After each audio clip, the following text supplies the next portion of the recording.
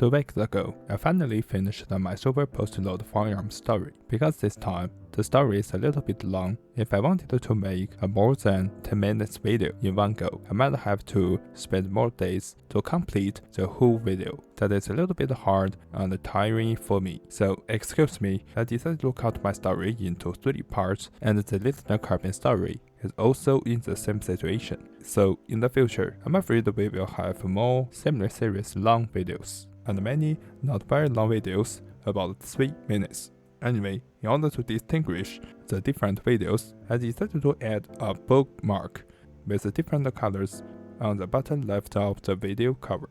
Okay, now, after reading the subtitles and the pictures on the timeline, it's time to let us start today's video, the full story of a superposed-load firearms. Superposed-load or superimposed-load. Actually, this is a very old concept proposed by the ancient people when they were thinking about how to improve the early firearms fire rate. And most of the firearms in that era were muzzleloaders. Before talking about the history, first of all, allow me to talk about what I found about how this old device works. Compared with the regular muzzleloaders, the existing superposed-load muzzleloaders are not much, but unfortunately, the limited number of collections are still enough to let us study it and find out the commonality among the variant and the different superposed-load firearms. Firstly, there's a mate who shared some pages of the book, Superimposed-Load Firearms. The gun shown in the book is a typical superposed-load gun, but it's not what we focus on, because this example is the full-barrel superposed-load firearm. The mechanical structure is far more complex than the common version, but the basic working principle is the same. Not only the common single-barrel version or multi-barrel complex version firearms, they have a similar way to work, so we can just simplify it for better understanding. Just like the self-loading structure, which was talked about in my old video. It looks like it's hard to figure out how it works. In fact, the structure is simple. So this might be why these firearms designs seem very smart but bold. The secret of repeated fire in superposed-load firearms is from the special loading method and the locks. Because there are so many lock and trigger systems, we will focus more on them in the Chapter 4 video. Basically, when the user uses the superload firearms, he would load the cartridges one by one from the muzzle after putting one layer of gunpowder, loading a lead bowl, then repeat the step, then one layer of gunpowder, one bowl, one layer of gunpowder, one bowl. Ideally, we can fire it from the front cartridge, which is closest to the muzzle, and then fire the back one and one by one, firing the rest of the cartridges repeatedly. So we can see this loading method to fire repeatedly, and even due to using a special mechanism in the 19th century, some superposed-load firearms can get a similar semi-auto firing rate, although this was still not the real semi-auto firearms. At the same time, this loading method also can present safety risks. Even though we can put a plate as a divider between 2 cartridges, it still is possible that the gunpowder might leak out, resulting in the cartridges mixed together. So under this situation, when firing the first cartridge, it might make all cartridges fire or explode in one shot. So this is a dangerous point. In the end of today's video, I think that we can read this book that was shared in the online forum, Superimposed-Load Firearms. If you are very interested in this old firearm tech and have the chance in the future, because it should be a better way to learn more and deeper details about this iconic old firearm tech. Although now I don't have the book, I think I will try to get the book in the future and read it. So today's video is also the first look about superposed-load firearms.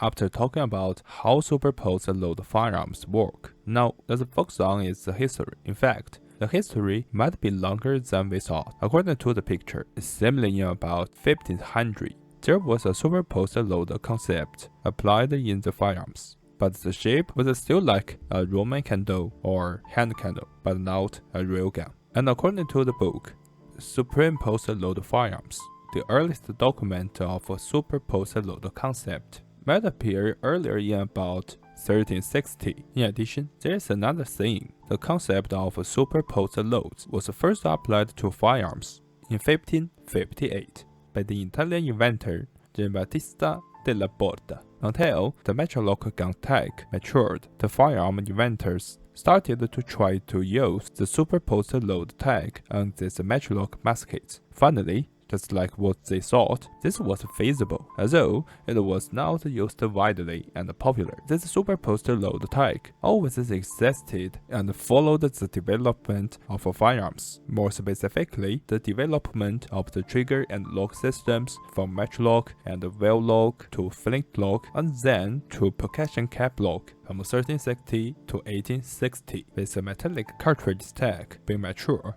people finally found the best way to build the repeating gun, so the superposed load tech became a replaceable tech. Or we can think that since the metallic cartridge showed out the reliability, it quickly became the mainstream, and more firearms started to use it. At the same time, the metallic cartridge even might force the muzzleloaders, the early branch loaders that needed to use the paper cartridge to live out of the history stage. And the superposed load tech is appearing with both. Meanwhile, the superposed load pack, which always had its big shortcoming in safety problems and practicability since it was born in the world. Might be this reason it always used was limited. Until this moment, the superposed load firearms in this video that we saw are always European firearms and American firearms. So, did this kind of firearm appear in Asia? I think the answer is yes, it was. This is a matchlock with an iconic ancient Indian style. In the 18th century, we can see that this musket used the superposed load tech, but it still has the common shape of the single-shot matchlock musket. Nowadays, the superposed load tech seemingly has disappeared totally, but people might not forget it. Just like the Gatling gun, modern technology can improve it and fixes disadvantages that couldn't be made up in the old time. The superposed load tech has a similar experience. Its modern version is the Metal Storm weapon system made by the Australian Metal Storm Limited. Their products can have 1 million rounds per minute rate of fire.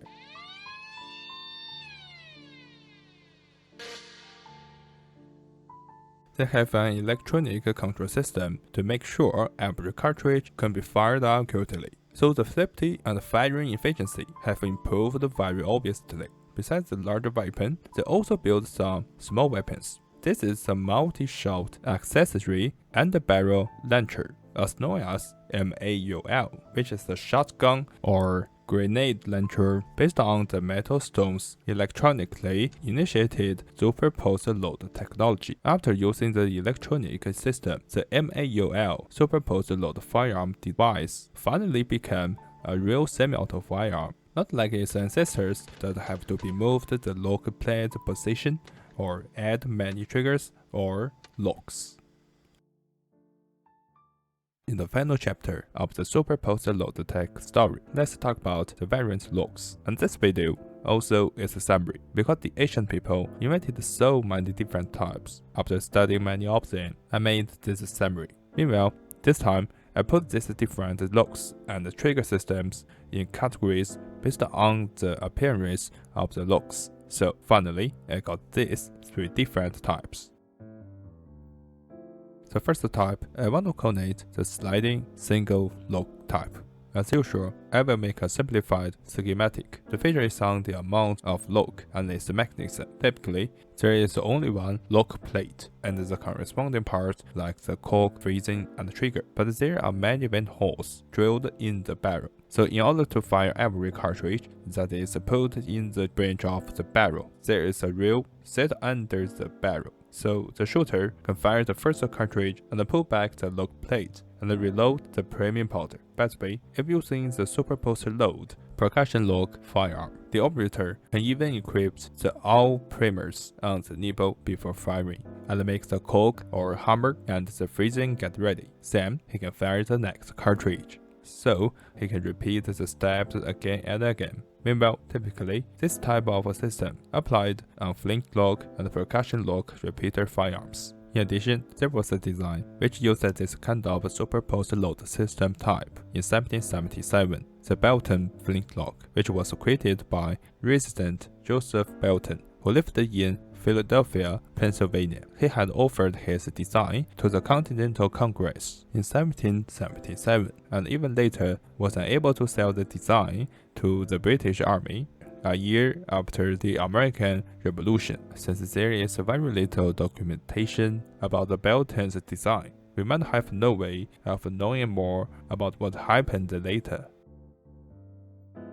The second type is a fixed multi-lock with a single or multi-trigger. Compared with the other two types, this type should be the commonest type, and maybe this was the oldest type as well in history. Not only was it used in matchlock and wheel-lock repeating firearms, but also was used in flintlock and percussion lock firearms. Plus, the ancient Indian superposed-load musket that we talked about in the chapter 2 of this story was exactly this type. In matchlock, most of them that used this type usually were similar with this Indian musket example. The only difference might be that in some superposed-load matchlock firearms, they can have more levers, as known as the triggers of a matchlock, in order to shoot more cartridges. In percussion lock and flintlock, most of them were similar in mechanism, but there also were some percussion lock guns that used some special structure in order to have a better repeating shooting effect,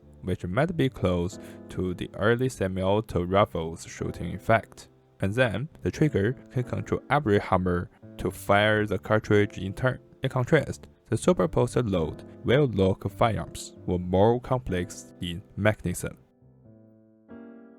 The last one is a kind of complicated lock type, because this kind of muskets didn't have the typical looks and the mechanisms of previous two types, and at the same time, it also mixed some other elements. So finally, I decided to call it the composite lock type. Here is an example that I found. We can see that it has a normal percussion lock musket. In other words, this special superposed-load musket kept the original percussion nipple and added a new part, which has a long enough rod, and the hammer can firstly hit the front primer because the rod is longer. It can be over the original nipple. Thus, when the first and the front primer is hit, the back primer doesn't hit, and the first cartridge can be fired successfully. Then, release the rod, and the spring energy can turn it over. Now, the hammer can hit the primer on the percussion nipple, known as